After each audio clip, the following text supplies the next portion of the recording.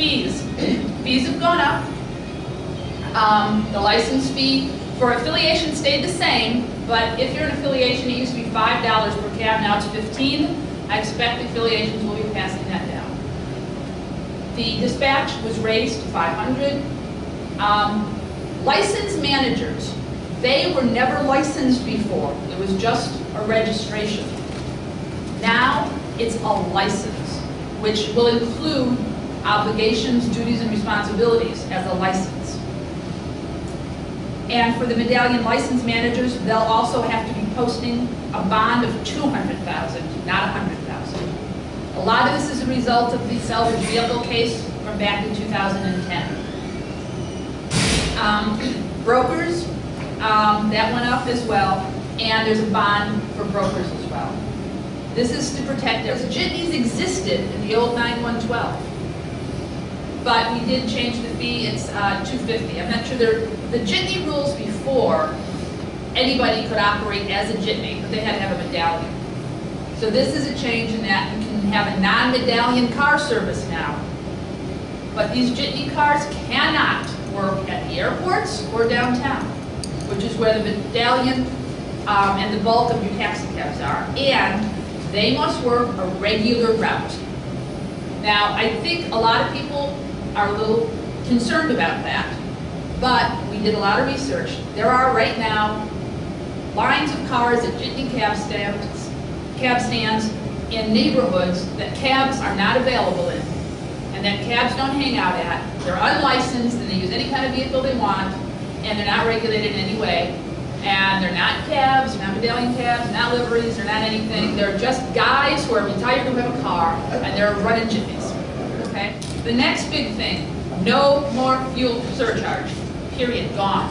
I want the signs out of the cabs by July 1st, and the meters, the flagpole, will now be $1 more. So if gas goes down to $1.99 a gallon, you've still got your 3 1/4 flagpole. How are you going to change it? I'm going to get to that. Everybody seems to love to talk about vomit. I don't know why.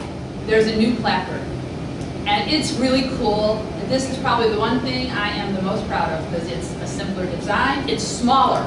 It's 8.5 by 14, standard size. It's easy to read. It's easy to understand. They'll be available here starting June 25th, and just be able to pick them all up. Watch for industry notices. Are you all signed up, I hope, for industry notices? BACP PV at cityofchicago.org. Your question right here.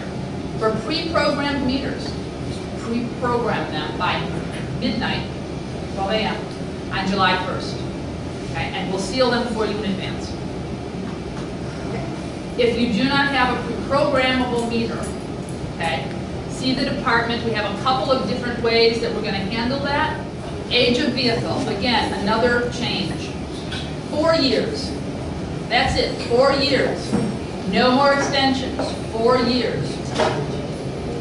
5 years if it is wheelchair accessible or it's an alternative fuel vehicle. 6 years if it is both. One exception and one exception only, and I'll get to that. Why is the consideration for the wheelchair and alternative fuel being 6 years versus the 4 years for the regular car? The wheelchair, that is a huge issue across the country. I don't know how many of you are aware of what's going on the East Coast, but New York City's been sued, Baltimore's been sued, Philadelphia's been sued, okay? They want 100% of the taxi cabs to be wheelchair accessible. They won in New York City. They're now working out a compromise. They're trying to figure out how to do this. New York City is in turmoil right now over this. What we did with wheelchair accessible was try to give you as many incentives as we can to voluntarily go to wheelchair accessible cabs so that we don't have to, A, mandate that the industry be wheelchair accessible, or be sued and have a court order it. So, believe it or not, this is for your benefit. Credit card. The big change here really is that we've always, or we have for quite some time now, mandated credit card processing in the backseat of the cars, or credit card processing. We did say for independent owner operators, they didn't have to, and then we changed it and said, well, you have to if you work at the airport. Now we're saying you have to. Everybody has to follow the same rules. There's lots of reasons for that. Number one, you make the same money. Your flagpole's the same as everybody else's. Consumers don't know you're an independent owner operator or fleet. They don't know. The Uniform Taxi Cab Lease Agreement. This is new. Everybody has to use this document. It's up online. You can print it out. You can electronically create it yourself. We'll give you the tools to do that, but everybody uses the same form across the board. We still have the 24-hour lease.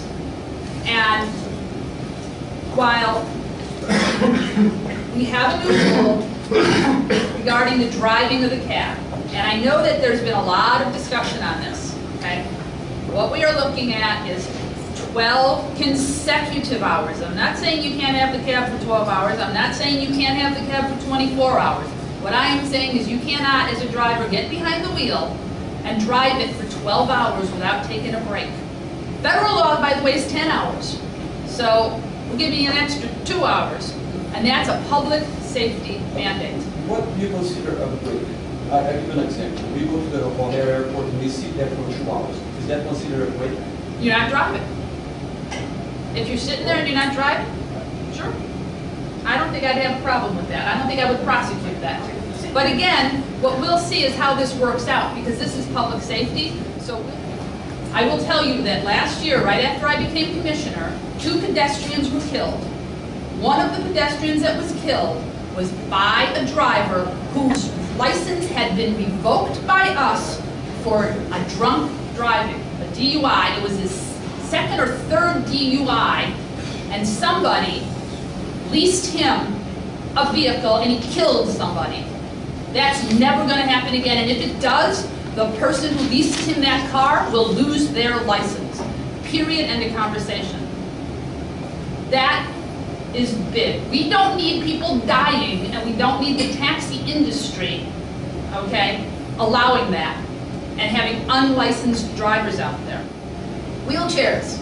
Okay, the new rule, and this is in the ordinance. If you own 20 or more, you have to put on 1 for every 20. So it's 5% of your fleet or 5% of your medallions must go on wheelchair accessible cabs. And when we start talking about how much drivers make, I will tell you, the range goes from here to here. And you know what the difference is? Whether or not that driver is actually working, has a marketing plan, is taking customers. There are drivers who are making $40,000 and $50,000 a year, which is more than a college graduate now. And there are other drivers who are making $7,000 a year. It really depends on, they're all independent businesses. Not all grocery store owners make the same amount of money. Not all doctors make the same. Not all of anybody make the same. It's always a range, and it depends on how you run your business. Now, a fare increase, there'll be a hearing on it. Next question. We are going to have a meeting once a year similar to this one. I'm going to have it more than once a year. This is probably the 3rd time I've met this year, and I've been going out to the airport. I was out there on my anniversary because I think that this industry is important. I do. And I think that this industry is underserved by themselves. And I'm going to make sure that all of you are educated and learn how to be really fabulous customer service and small businesses, each and every one of them. I think that they did take the feedback, but I think that there has to be a legitimized group voice for the cab drivers to make a proposal about what to do to upgrade the social contract between the drivers and the city and the ridership. Because when you have all these different voices, none of them get taken as what should be done. But if we had 100 people organized behind a proposal professionalize the Chicago taxi cab industry so that we get the 3 basic things we need and the passengers get the 3 basic things that they should be getting, then we can move forward with legislation introduced in the Transportation Committee and the Chicago City Council. But this piecemeal voicing of this concern by this individual and that individual gets the message diluted and muddled, and so the substantive changes that we really need never get effectuated.